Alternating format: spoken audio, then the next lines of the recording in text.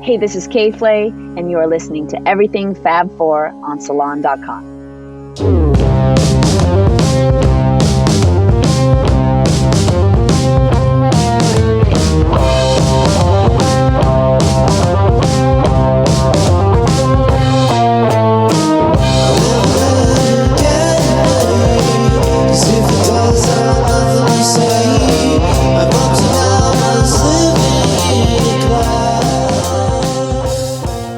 Welcome to Everything Fab Four, a new podcast focused on fun and intelligent stories about the Beatles.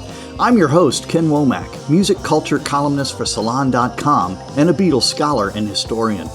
No other band, or popular phenomenon for that matter, has enjoyed the global impact of the Beatles. They are part of our human fabric. They created an enduring music that brings people together, and just about everyone has their own Beatles story to tell. Some that are surprisingly deep and unexpected. With each episode, we'll be featuring a new guest to share their Fab Four journey, along with amazing theme music from Black Rabbit. Remember, it's a Beatles world, and everybody has a story. I was aware that they were going to be on Ed Sullivan, and I was driving in my MGA Roadster in the snow around Tahoe. I remember it all really well. But I pulled into a little diner because I knew the Beatles were going to be on television. And I walked into this little diner, and up in a corner was a little black and white TV, and I watched the Beatles on Ed Sullivan. And remember Ringo shaking his head, principally. And just remember being excited, right? I mean, it was exciting. Today's guest is Ethan Russell, one of the most influential photographers in rock's storied history. He holds the distinction of being the only photographer to shoot album covers for the Beatles, the Rolling Stones, and The Who. As the great-grandson of suffragist Florence Joffrey Harriman and the godson of Cole Porter, Russell seemed destined for greatness. After studying English and art at the University of California, Davis, he traveled to England in 1968, where he planned to pursue a career as a writer. But after a chance introduction to Mick Jagger, he became the Stones' primary photographer from 1968 to 1972. His work for the band included his fateful early photographs of troubled guitarist Brian Jones, who had perished just 6 months later, and the Stones' 1969 tour, including their performance at Altamont Speedway, which ended in violence and tragedy. After meeting John Lennon and Beatles assistant Neil Aspinall during the Rolling Stones Rock and Roll Circus production, Russell was invited to photograph the Fab Four at Twickenham Studios in January 1969, where the band was working in the early stages of their Let It Be project. His photos adorned the cover and gatefold of the eventual LP. That August, Russell participated in the Beatles' final formal photo session at Tittenhurst Park. As for The Who, Russell's photographs were featured on the cover of Who's Next and the book accompanying their Quadrophenia album. The band's lead guitarist Pete Townshend once quipped that Russell's photos look ready to put up in the National Gallery. Ethan is the civilized eye of an uncivilized art form, rock and roll. Russell received a Grammy nomination for his work on Quadrophenia. Over the years, his subjects have also included Jerry Lee Lewis, Phil Everly, Jim Morrison, Janis Joplin, the Moody Blues, Cream, Traffic, Eric Clapton, and a host of others. His latest book, Ethan Russell Photographs, offers a powerful retrospective of a bravura career in rock and roll photography. Welcome, Ethan Russell. Let's get down to brass tacks. So, Ethan, I know that, like me, you are an English major. Would be the accurate thing. I mean, that was what interested me. Photography wasn't on my radar at all. And then because my experience with studying English literature in university was that I got this kind of schizophrenic response, which is I got so analytical about writing that I couldn't write anymore, right?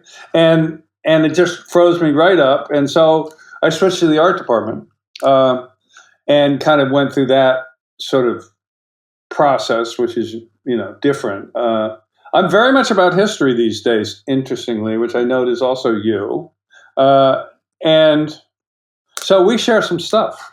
Right? And those English and art major days then took place back when you were at UC Davis, correct?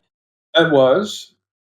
And it was, so these are things I tell my son, but my father and his father started the oldest operating thoroughbred ranch in California, right? And I spent time there when I was a kid because it was really my grandmother's at that point. And I knew so little about who I was as a human at the age of 16 or 17 that the best I could think of is that I'd be a vet. That's how I ended up at Davis, right? Because it was the veterinary medicine school, right? By the time I got there, I had just enough self-knowledge to know that I hated science and wasn't overly fond of animals. And so therefore, that wasn't really probably my major. And then I enrolled in English as my major at that point because I knew I liked literature and writing. And then that kind of got sort of the bubble burst because of what I just told you, that it became too cerebral for me. And I went into the art department, and Davis at the time had a fabulous art department. Wayne Thiebaud was there, and William Wiley was there, and Bruce Nauman was a graduate student. It was really this great little group of people, artists in a cow town. So it was I have some nostalgia about it, and I have to remind myself I tried to drop out every single semester I was there. But, and I made it to my second part of my junior year, and then I skipped town. How does Cole Porter fit into all of this? So I have, most people don't know this about me because I never talked about it, but the truth is I have this extraordinarily sort of great heritage, which is my great-grandmother was Florence Harriman of the Harrimans, who was the first minister to Norway during the Second World War, right? And her daughter, Essie, my grandmother, used to pal around with Cole Porter because it was high society kind of business. And that's how come I'm his godfather. That's a nice piece of little nugget that you discovered. So I never met him. It's a great, when you're trying to, when you tell, I don't know who I told, but I do it every so often just to fuck with people. I'll tell Mick Jagger that my godfather is Cole Porter, and it rattles him a little. Because that's kind of like, he's up there in terms of songwriters. But that's how, I've never met him. It's just, so it was family on my father's side. And it was because Essie wanted to be a playwright. In fact, wrote a play. Her name was Ethel Harriman. And I think that's how she knew Cole Porter. So there was this little glimmer of, it's not really show business as we know it today, but still it's Broadway. It's that kind of stuff. So it's still. And so I think, and my father, who is very split, his parents divorced, right? Pretty early. And the joke in my family, don't know if it's true, but that's been the sort of the story, was his nickname, his whole life was Boy. And the reason that was his nickname is because Ethel Harriman and my grandfather, who I never met, Henry Russell, were fighting so badly they couldn't agree on a name. So whether or not that's actually true, I have no idea. But he and then Henry Russell came out to California and married Helen Crocker. And then, so Charlie Russell, my father, became bicoastal really in the middle 30s to 40s, right? So I went to the same high school as him. And so when he was 18, he was born in 21, it would have been 39, right? Right. So he was bicoastal at that age, which was, of course, a very different bicoastal than it became because it used to take it 3 days to get across the country in a plane, right?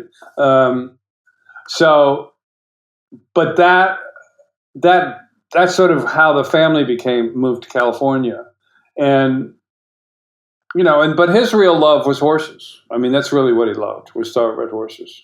So you've got horses, you have theater, you have this short-lived idea that you might be a vet. As a person who loves history, you must be, I would hope, proud of being related to one of the great suffragists.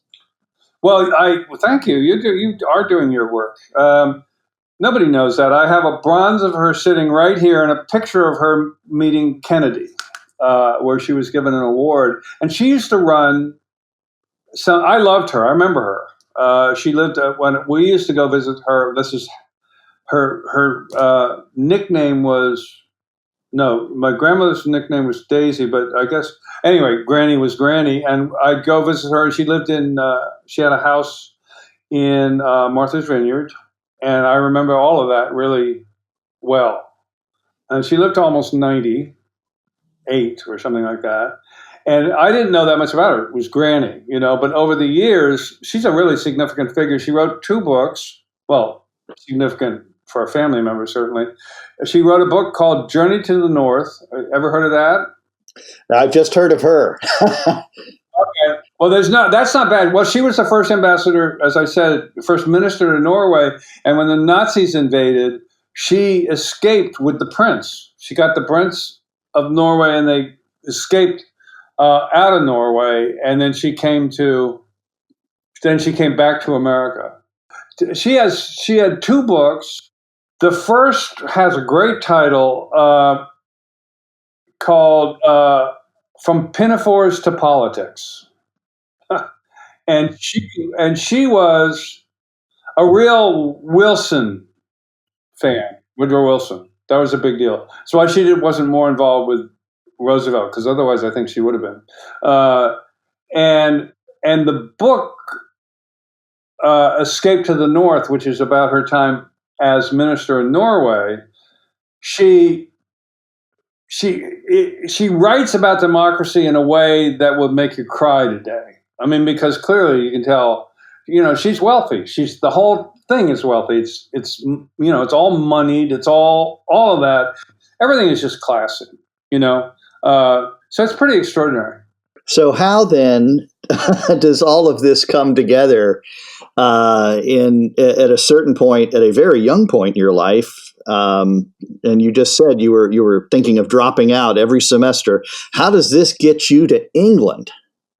There are 2 sort of pivot points with that question. One is the one that I like, which is John Lennon's line about life is what happens while you're making other plans. Really, and what the Daily Beast at one point wrote about me, which is that Ethan Russell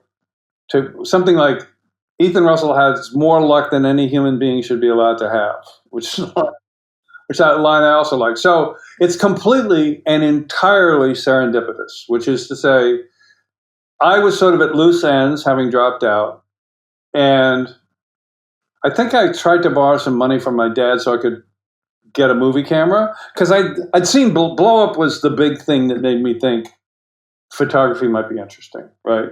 So because I was an art student, and then photography was just another creative thing I could maybe do, so I bought a camera, blah, blah, blah, and wandered around Golden Gate Park pretending to be David Hemmings. And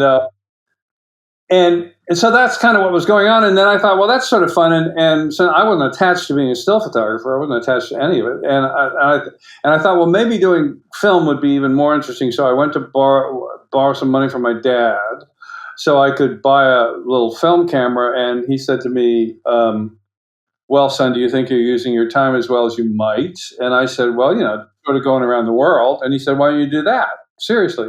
And so that's kind of what got the travel started. So that would have been 64, no, later. That would have been 67 or early 68. And this is now we're in the heart of the British invasion, right? So even though I'm in San Francisco, which is where I lived at that point, where I grew up, London seemed like the Mecca for obvious reasons, right? So I got on a plane. I just went to England. That's wonderful. And my experience was really, now I'm old now. I got lots of perspective, and I've written several books, so I can sort of narrate the story. But at the time, it was all life is what happens while you're making other plans. So I went to England thinking that I was going to emerge into sort of like the Haight-Ashbury only, on steroids. And of course, to me now, it seems all self-evident. But at the time, I knew nothing. That's what I thought was going to happen. And of course, I emerged into post-war England, right? And none of this stuff, even though there was a British invasion and there was all this music going on, you couldn't feel it when you were in. It's like there was no radio to speak of. I missed the pirate radio, right? By the time I got there, pirate radio was just wasn't there. So there was the BBC, which had no rock and roll on it, one show, which was marginal, and it went on television, just didn't see it. This thing that was the most important thing to me was just invisible, right? Or inaudible might be a better word. But I loved England. I just had this immediate sort of like I'd been born there. I just loved it. So I didn't mind that it didn't have rock and roll, and it, from my point of view, it didn't. And I just decided to stay. I had no reason to go home. It was the war. So the war, I didn't go to get out of the war, but the war was, very present and very horrible. And so I was just staying there. I went to work for a hospital that looked after autistic children. It didn't work. It was a volunteer job. And that's what I was doing. And that truly was it.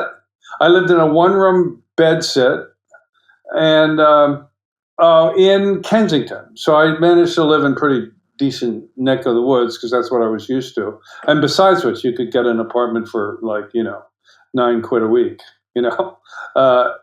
And anyway, so I was there, and a friend from college came to stay with me, one of the, exiles from the United States, and then a friend of his, and he invited a friend of his by to meet me.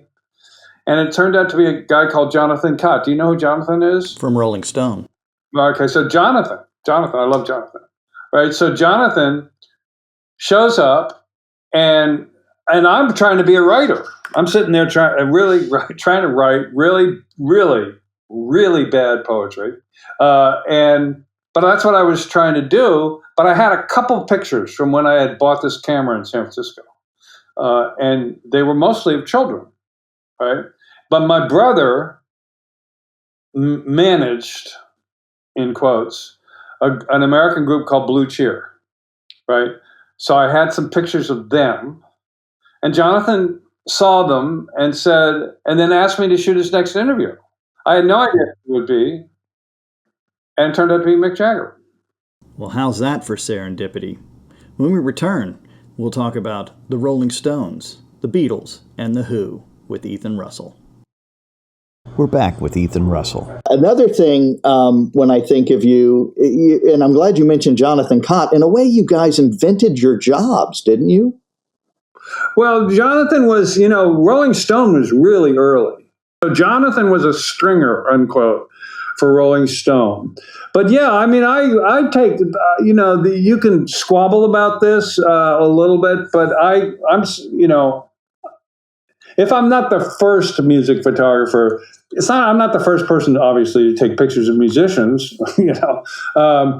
and I suppose one could even say, well, I'm going to forget his name now, jazz photographer, Herman Leonard, right, was a, music photographer. But in the context of rock and roll music, I can certainly lay claim to it, both because when I first took pictures, they were of my brother's band. That was 1967, right? But, I never really did anything else. Other photographers who were quite successful and did, like Garrett Mankiewicz, who did the early Stone stuff, which was so phenomenal, right? But Garrett was more sort of traditionally a photographer. So while he did that, he'd get jobs and take pictures of whatever people would pay him to take pictures. All I ever did was music. So in the sense of if that's the definition, if I'm not the first, I'm awfully close, but there just wasn't, and there wasn't any such thing as music photography, unquote.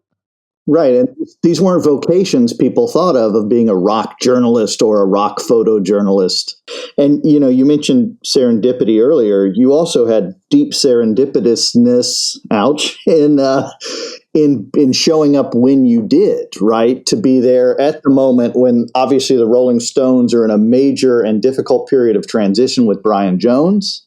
And they're about to go to places they probably couldn't have imagined at that point with their next several records. You know, they were about to enter their own heyday. Certainly Brian's incapacity, I hardly knew him. And, you know, and he was, as everybody said, oh, well, I have a picture of Brian that I took at Cochford Farm. It's not in my book because I decided not to be mean, where it's a close-up, and he looks every day of 46 years old, right, or older, and he was 26. And, you know, when Brian died, it was before we had the expectation that if you're a rock and roll singer, you're going to die. You know, and that became kind of the expectation in the early 70s, right? But he was the first, and that took everybody out, right? You know, I didn't know him that well, but it was shocking, right? So, yeah, and again, I think my Americanness helped me because, but you know, the Rolling Stones had in that time in particular, the Rolling Stones really didn't have any clear path to remaining successful. It just wasn't clear, right? And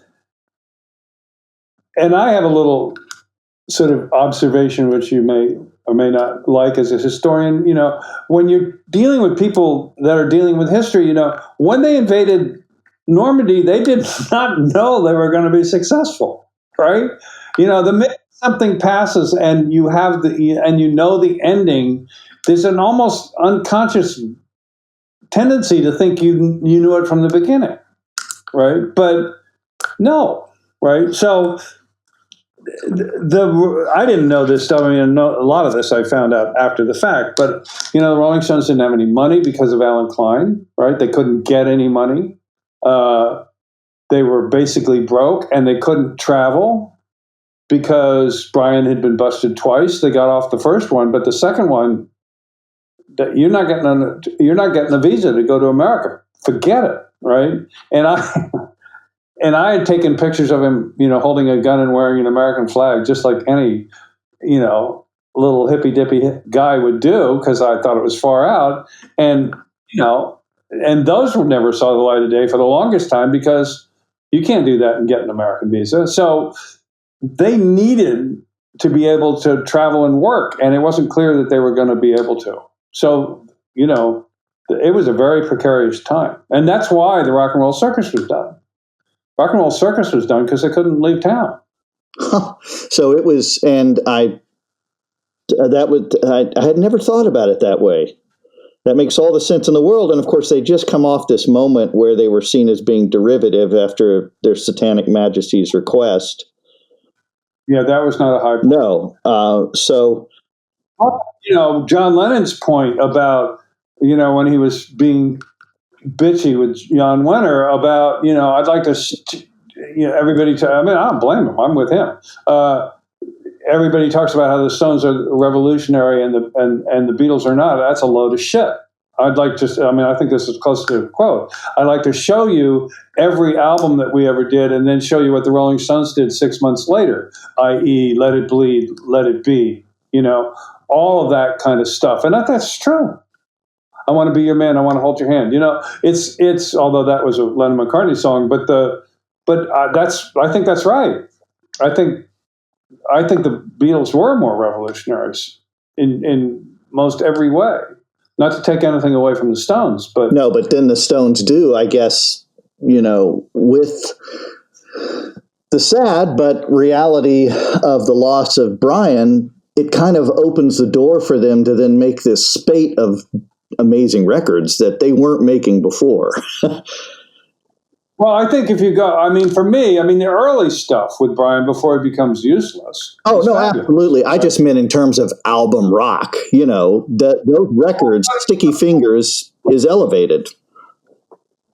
Well, and Let It Bleed is still, in many ways, my favorite of their records, and Exile on Main Street, right? Yeah, Jimmy Miller and Glyn Johns, right? And I guess the truth is they just got better. But Glenn and Jimmy Miller, I think, were part of that. Oh, for sure. That was their George Martin there for a minute. Or years were there a minute. So working on the Rock and Roll Circus, was that related then to you turning around and doing Twickenham and the Beatles with Let It Be? So another, life is what happens while you're making other plans, right? So I do that work because by that point, I've done a couple of sessions with Mick Jagger and other stuff with the Stones. So when the circus rolled around, I was just kind of the go-to guy, right? So I was shooting that, and Lennon was there, of course, and they knew me. So I have this relationship with Lennon, which is pretty good because he was, first of all, very friendly to me, as he would often be, especially with people that he liked that are new. And I always say this, and I think it's true, that I took good pictures of his girlfriend. I just think that had a lot to do with them liking to have me around, right? And I had no judgment. There's so much judgment floating around about all that. I didn't have any of it, right? And so the circus rolls around, and I take the pictures of the circus, and then I get a call from Neil Aspinall, who asked me to come down to see him, right? So I went down. I don't know that I even knew who he was, frankly. And so I go down to Apple. He wants to see the pictures that I took of John Lennon. That's what the call is about. I heard you took some pictures of John, would like to see. So I go trotting down to Apple. I go into the big Neil Aspinall office, and I'm sitting there with him, and I'm not a complete idiot, so I brought all the pictures from the Rock and Roll Circus, right, with me, so I could show him those as well. And so he's looking at those, and it's apocryphal, but it's pretty clearly true that they were always watching each other. Who's doing this? Who's doing that? And if you were working for one of them, it was probably going to put you in pretty good stead to work with the other, right? And so here I am working with the Stones, who have, thanks to Garrett Mankiewicz, a terrific sort of reputation for great imagery, which I kind of inherited, I guess. And so while I'm standing there, I think I'm going to ask him. I knew they were at Twickenham, so I'm going to ask him if I can go down to Twickenham. And so I ask him, and he says to me, "No." And given my rise and how crazy everything was, really my response internally was, that's the first sensible answer I've received since I've been here. And I completely ignored him. The same people that were filming Let It Be were all the same people that were filming the circus. I knew everybody. Right? I knew the director, Michael Lindsay. I knew the cameraman, Tony Richmond. I knew Glenn. I knew everybody. And so I guess as a result of that, I knew where it was. And I just went down to Twickenham. It was a big sound stage. I'm not taking pictures. I just showed up. Right? And I'm standing there, kind of, if you can imagine, they're at the end of the sound stage with that big cyc behind them. And I'm, God knows, 300 feet away by the entrance to the stage. And as I'm standing there, I feel like somebody's looking at me, and I turn to look, and it's Neil. So I think I'm really up shit creek now. And Neil walks up, swear to God, and looks at me and says, "We've decided to let you come down." And I say, and I don't know where I get the balls from, but I said, I won't come down for one day, all right? You have to let me come for 3 days. And he says, okay, controller, wants to control, right? I know where you get the balls. It's Florence Harriman. Yeah, there you go. And so then I go down for 3 days, and then in another act of complete serendipity, I go to show the pictures at Apple, and I'm talking to Derek Taylor, who says, "Oh, well, let's see what you got, and let's go down to Peter Brown's office." So in Apple, Peter Brown's office was the sane office, right? It was a big office, big white walls, and quiet and organized, right? Not frantic. I mean, the press office was always insane. And so I'm down there, and Derek comes down with me, and I can't remember who else is there. And I'm starting to show the pictures from Twickenham on the wall, projecting them. And while I'm doing that, in the room walks Paul McCartney, George Harrison, John and Yoko, and assorted others. Derek Taylor's already there, Neil, I guess, too. And the whole time and then at the end of it, somebody says, I don't know who it wasn't me, somebody said, those are great, we should do a book. And then I get hired for the balance of the filming of Let It Be. And the whole time I'm there, which is probably the balance of that month till the rooftop shoot, I never see all four of them in the same room ever again, unless they're in front of the cameras. So the odds of that happening were, what they were. More luck than any human being. So that's how that happened. So tell me about the rooftop. Well, the rooftop was, so if you've read or are aware of the transcripts, which you probably are from Let It Be, a large part of them, there's a lot of them trying to figure out how they're going to end the movie. Michael is the driver, right? Michael Lindsay Hogg. And he's trying to do the big ending, right? We've got all this stuff while we're making music. And it's all great, maybe. But we need a big ending. And so they talk about taking the Queen Elizabeth or the Queen Mary, whatever, to Egypt, and performing at dawn in front of the pyramids, and all these big ideas get floated, and nobody can agree. No one can agree. And the little sort of example of that is, Michael's trying to get him to do it, and John says, I don't know, maybe. Sounds like it could be fun, right? George says, I think it's expensive and insane. Paul says, I don't dig underestimating what's here. And Ringo says, I'll do whatever the others decide. Right? So they can't make up their mind. And so the day before the rooftop, and I'm there every day that they're in front of cameras. The day before the rooftop,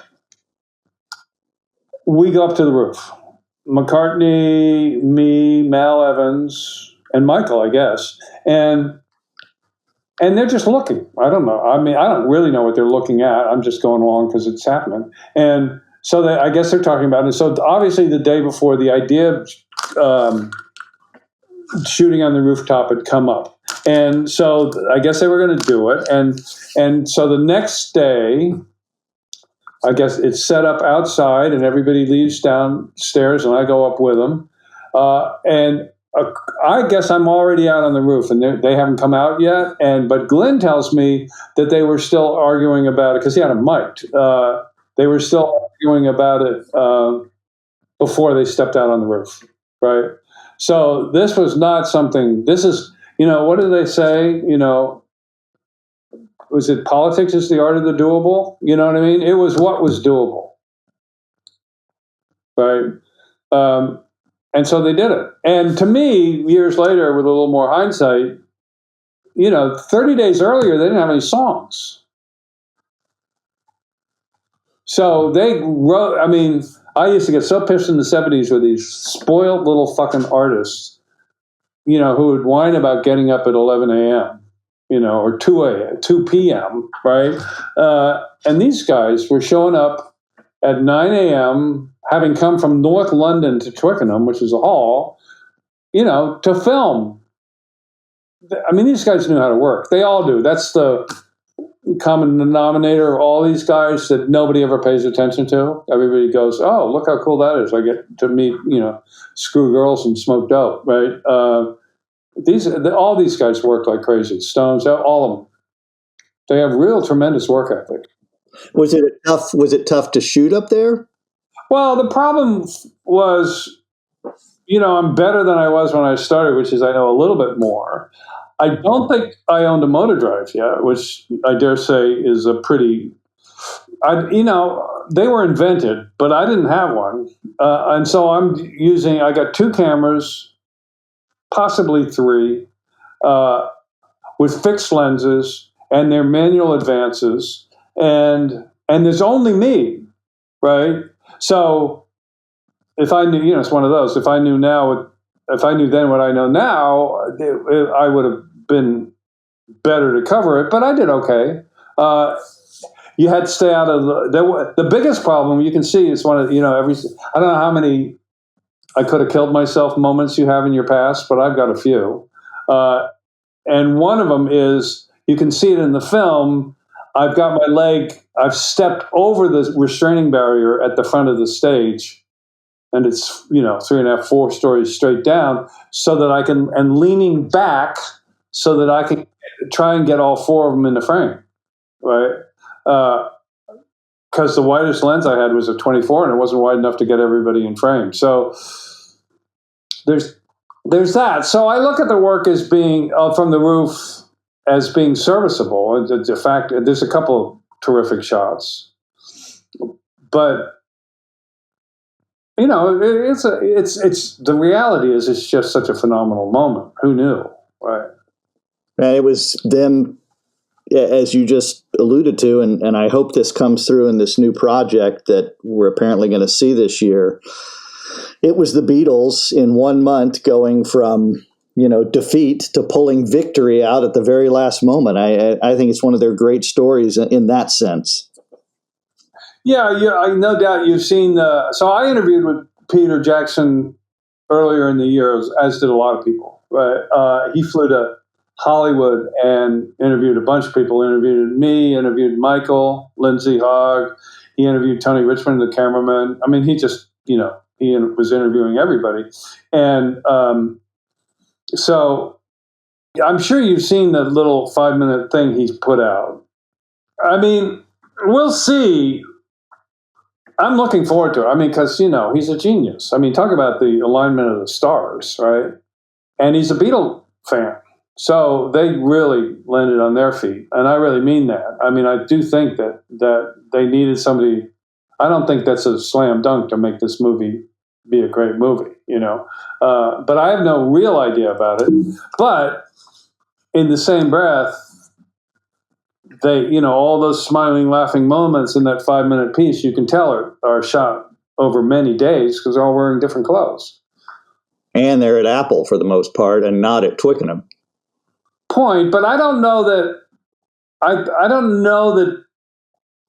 So George walks out in Twickenham, and so there's that. I think they imagine this. This to me, this is what really makes my mind, again, because I ended up having this experience of staying in sort of show business / entertainment business to the mid to late 70s, and I ended up being in Los Angeles, which is Los Angeles, right, with all of its various.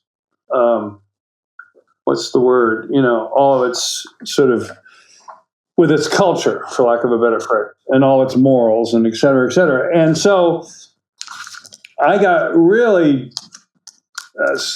disenchanted with what music had become, really. On the other side, you have who decided it was a good idea to have the Beatles show up at 9 a.m. in this huge soundstage and make a record. Who really thought about that, And they showed up. But, I mean, it was grotesque. And I think as much as anything else, it was sort of evidently grotesque on its surface, right? But, of course, it wouldn't be your last experience with them. That would come some months later on August 22nd, 1969, the last photo session. How did that come about? So Neil just called me, right, and said, we need to do another session. Right. And at that point, I did a big session there was this big, beautiful advertising studio that I used to shoot Through the Past Darkly. Right. When I saw Blow Up, I thought that studio was fabulous. In retrospect, it was kind of a joke. But this studio was just a beautiful, big studio in South Kensington. And I'd hired it to do the Through the Past Darkly sessions. And I hired it again to do this Beatles session, which I was spending the whole week before coming up with ideas for, and really looking forward to it. And then the night before, I got a call from Neil saying it's going to be at John's house. So that was that. And so I went down and drove down there with an assistant. And Neil told me I didn't have a problem with it, but I think Neil told me beforehand that Monte Fresco was going to be there. He was I was hardly aware of him, frankly. He must have been behind me most of the time, or if I was doing something, he took him off and took some other pictures. But, he was clearly the second unit, and that was fine. One of my big problems is I didn't have any distribution, never, through all these years. It's not like I took the pictures and they went anywhere. I just took them. And so he was perfect for that. And he took them. So the big problem with that for me, I mean, like anything, so much of my story is serendipity. Here it was. I was a better photographer, especially in those years, when I was photographing something that was occurring, like the making of a record or anything that's, I am really so against conceptually the idea of a photo session, right? What's a photo session? What in the broad range of human experience does a photo session fit, right? They're not doing anything. What as a description of an activity is having your picture taken? It's really a void that shouldn't exist. It's horrible. And it puts all the onus on the photographer to make something happen. Now, some photographers, brilliant photographers, I mean, Richard Avedon could do that in the studio in an unbelievable way, right? But it was not one of my strengths. And so what I see when I look at those pictures is I was not directing anything because I wasn't a director at that point. And what you get from that series is the good news, for better or for worse, is you get kind of the way they really were. And the way they really were was kind of over, right? And while I like some of the pictures, they may have felt that they didn't want to do it. I have no idea, right? And they had to do. I mean, it speaks to the fact that if they were told to show up somewhere, they showed up somewhere, right? And I don't really know what was going on in their minds in terms of why they were even doing those pictures. I was just told they needed pictures, so we did it. Well, surely they were friendly with you, right? Friendly enough. The line I remember is, so John had lived in a house in Weybridge that was, his description for it was a mock Tudor shithouse. And it was a suburban, pretty big house, but it had sort of, how you can see it's a style. You see in Los Angeles where they've got kind of the Tudor timbers in the wall. And that's what he lived in. And he moved out, and then he and Yoko moved down to Titner's Park, which is where that session was, which was pretty grand and beautiful. And so we're walking around there. And so I'm walking with John and Yoko while we're going from one location to another. And I say to him, "Nice move." And he goes, "Yeah, checkmate." So, that was John. No, I didn't. I didn't talk to McCartney at all. I didn't talk to George at all. If you look at I didn't talk to Ringo at all. So that I recall. If you look at the contact sheets, and it's not like today. I didn't have 3,000 pictures. I think I maybe had 6 or 8 rolls, and George is not smiling in any of them. Not one smile. He looks the way he looks in the pictures that are published, which is down. And if he could have been anywhere else in the world, he would have been there. It never changes the whole day. And McCartney puts a little energy into trying to be cute, but it's not very successful because I don't pick up on it. And at the end of the day, it just all kind of falls apart under its own weight. Wow. Well, I got to tell you, that session and your work that day has meant a lot to me because as a person trying to tell this story, it's kind of the end point. What happens at the end of that, the last picture I shoot, they say to me, "Well, what are you going to do?" Or something like that. And I said, "Well, I'm going to go back to America," right? And so they say, okay, Ethan, have a great time. And all I can think is they know my name.